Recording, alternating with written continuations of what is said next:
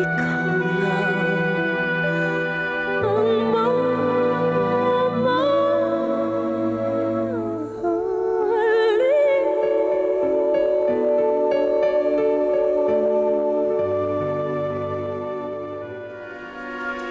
Good evening, sir.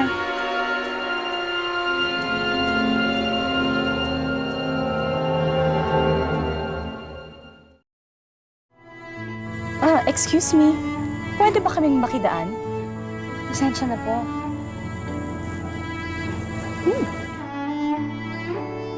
Nice house. Tama yata pagpili mo ng business partner.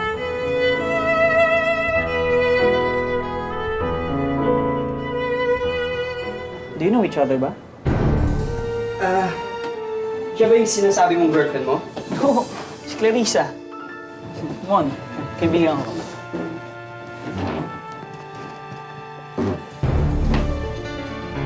Nice to meet you.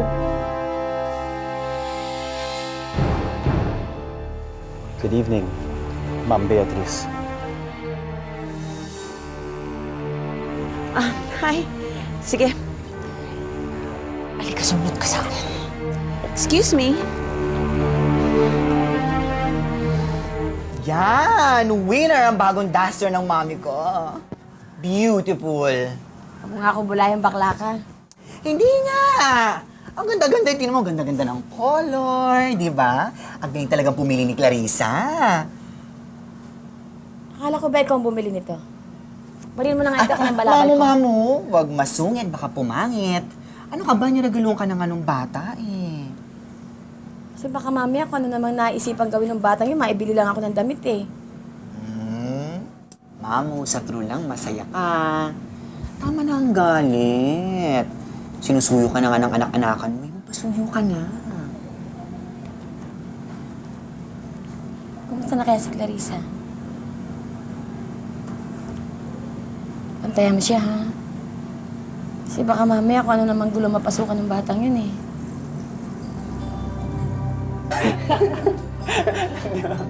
Pare, ewan ko nga ba dito kay Raymond? Pare, kwento mo naman yung mga babae dun. Oo naman. Okay lang. Ano pare, wild ba? The best ba? Hindi ba cheap? Oh, siyempre, cheap, no? Eh, kakasa yun eh. Kumbaga, bayaran yung mga babae doon, pangkama lang yun eh. Baka may mga sakit pa yung mga babae doon. Baka may sakit ka na, ha? Oy, pare, kwento mo naman. Ano ba? Ano ba nangyari? Oo, kwento ka na. Alam mo kasi ganito yan eh. Hindi mo hugayahin. Ganap ka na ng babae yung sisirusuhin mo. Hindi yung cheap at bayaran. Hanap ka yung dekalidad. Pare, excuse, CR muna ako Bakit? Sabi ko na may sakit ka eh. Hindi. Kasakit ka na. Ay, CR na natin. Kasi CR mo lang eh. Sandali lang ako. Bali sa uso na yan. Sandali lang. Kasakit naman. Kaya ka lang.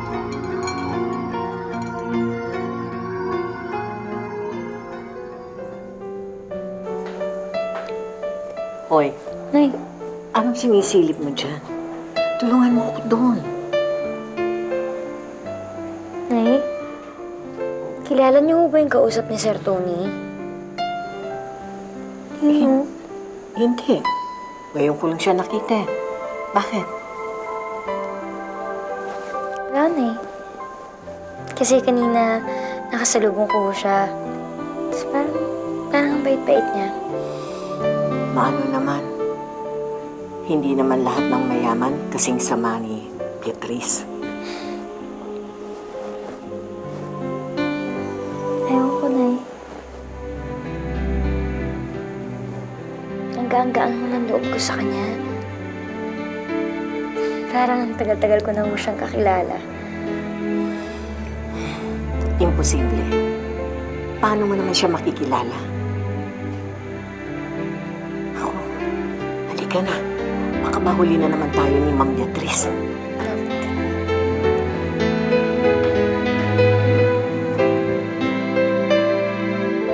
Anong ginagawa mo dito? Bakit? Gusto ko lang makita ang bago mong bahay. At saka, gusto ko mag-happy birthday sa'yo. Hawakan. Maraming tao. Masyado kang ganing. Halika na. Sabi ko Yes. Hawakan mo Honey, ka. nandito ka pala.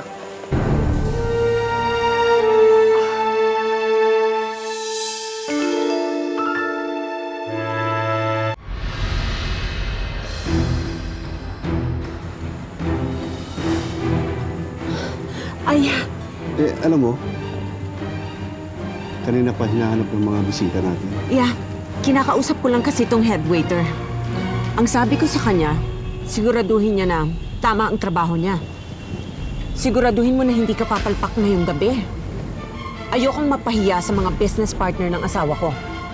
Kung hindi, isusumbong kita. Naiintindihan mo ba? Opo. Siya nga pala, nandyan na si Ferdinand. And I want him to meet my beautiful wife. Yeah, of course. Let's go.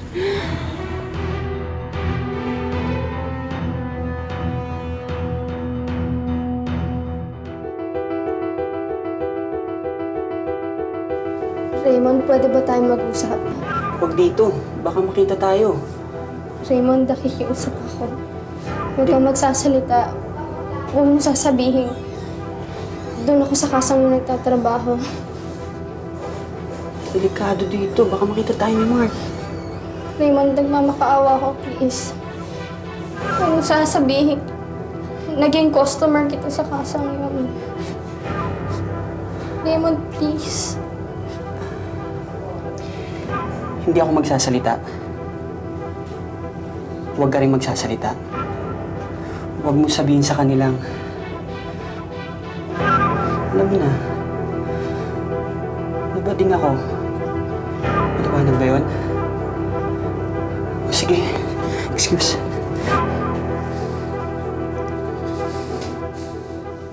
I'm very happy to see all of you here tonight. My former business partners who turned out to be my good friends. And to my business partner, Ferdinand, who I'm sure will be a good friend of mine in no time. And I'd like to propose a toast to my loving wife, who's celebrating her birthday today.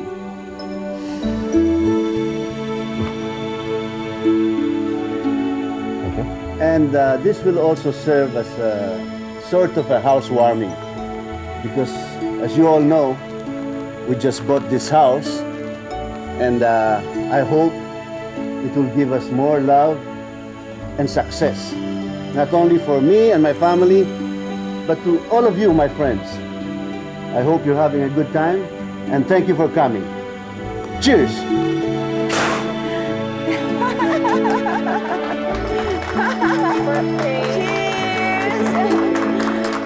Thank you so much, dear.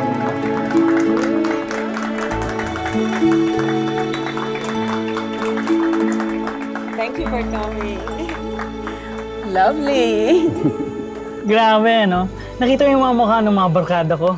Grabe, inggit na inggit sila. Grabe, you impressed the hell out of them talaga.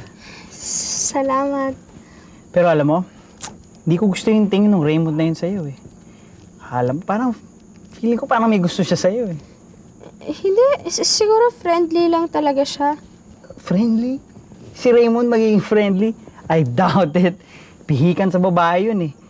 Pero siguro, baka na-appreciate ka niya dahil nga siguro nabinyagan na namin siya, alam mo yun? Mark, kasi lampas na ng curfew ko. I hope you understand. Pero, baka hinahanap na kasi ako. I know. Hirap talaga pag only child talaga ang girlfriend mo, no? Higpit bantayan talaga.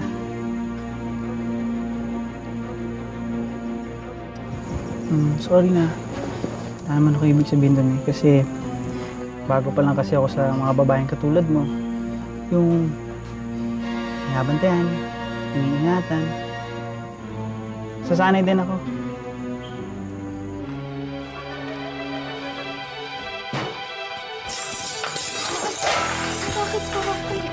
Bakit naman? Huwag kang mamugmumang pa! Tandaan mo yung sinabi ko sa'yo, ha?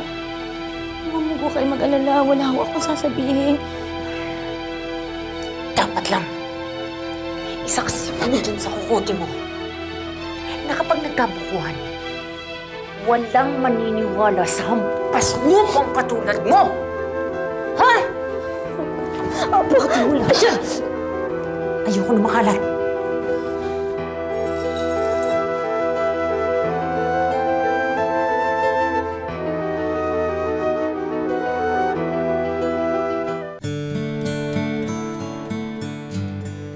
Ano ka ba? Lagi-lagi mo na lang ba talaga akong hihintayin? Oo naman, di ba nangako ko sa'yo na alagaan kita? Eh, hindi ko naman hinihingi yun eh. Kaya kong alagaan ang ang sarili ko. Totoo naman eh. Di ba sinabi ko na sa'yo na hindi ko kailangan ng tulong mo o kahit ng sino pa. Kaya kung ako sa'yo, maghanap ka na lang ng ibang gagawin kasi wala ka naman mapapala sa akin eh. Bakit? Dad mo yung pala ako para lang mahalin ka. Alam mo, sapat naman sa akin yung makasama ka. Saka yung malaman mo na mahal kita. Sus, ang martir naman ito. Uy, hindi ako martir ah. Ang martir nahihirapan. Hindi ka naman mahirap mahalin eh.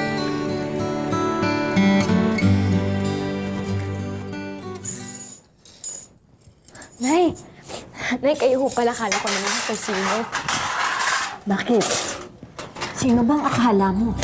At takot na takot ka. Wala ho, Nay. Nagmamadali lang ho talaga ako. Ano? Magsabi ka ng totoo. Inano ka na naman ang Biyernes na yan, ha? Wala, Nay. Wala. Anong wala? Eh, ayan at nanginginig ka sa takot. Ha? Magsalita ka. Kung hindi ako magagalit sa'yo.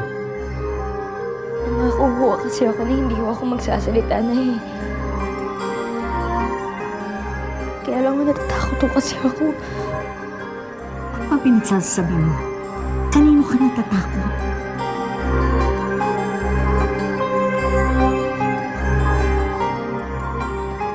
Isang gabi ho kasi, Nay. Nahuli ko ho si Ma'am Beatrice na may kalaguyo. Inay, nangako ho ako na hindi ho ako magsasalita. Kaya lang ho, Nay, nakita ko ho yung lalaki dito sa party. Nandito ho siya, Nay. Natatakot ho ako eh. Anak niyo, Beatrice na yan. Huwag ka mag-alala.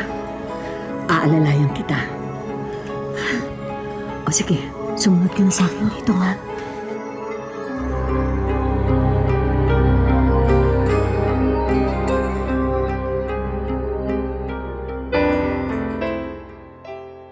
Hi, Mamu.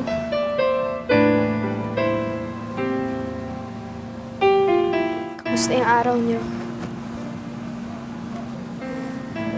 Mamu, miss ko na kayo.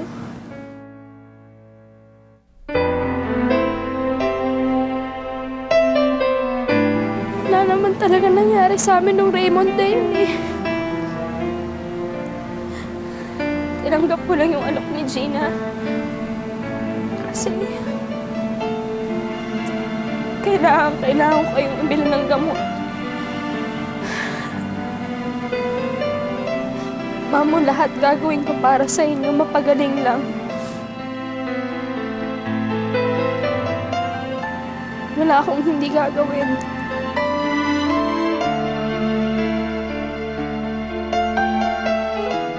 Sabi ni Jepoy, pag nagmamahal ka raw ng tao, wala kang hinihinging kapalit.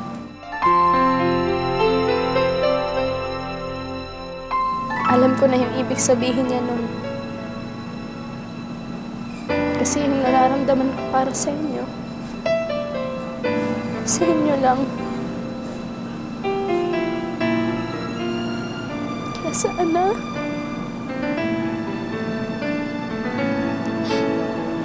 sana mapatawad niyo na ako.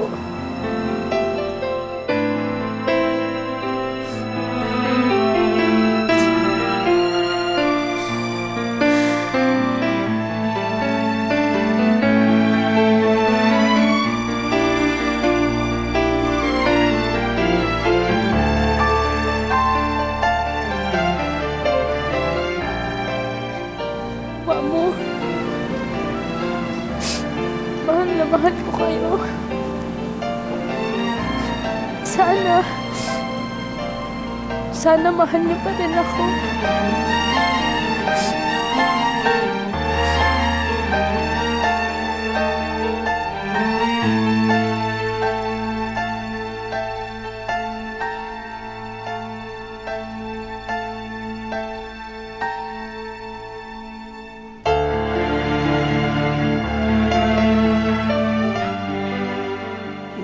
Ferdinand, I want you to try this wine. Galing ito sa France. Beatrice, nasa si Catherine? Okay, I'll get her. Excuse me. Oh, here she is. Okay, Ferdinand, this is for you. Oh, thank you. Yan. See?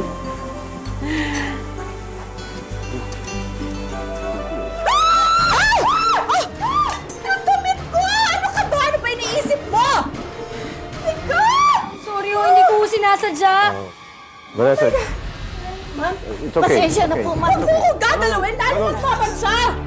Vanessa, calm down. It's okay. Vanessa, I'm sorry. Pagpasensya mo na. Bago lang kasi ang katulong kong yan. Actually, pinapaaral ko pa siya. Iha, sige na. Kumuha ka na lang ng map at linisin mo ito. Alika, pumunta tayo sa kwarto at kukuha tayo ng pampalitan. It's okay, it's okay. Are you sure? Anyway, looking forward for our project. See you soon. Yeah. Don't worry about it. Don't worry about it. Yeah, are you sure? I'm sorry. Bye.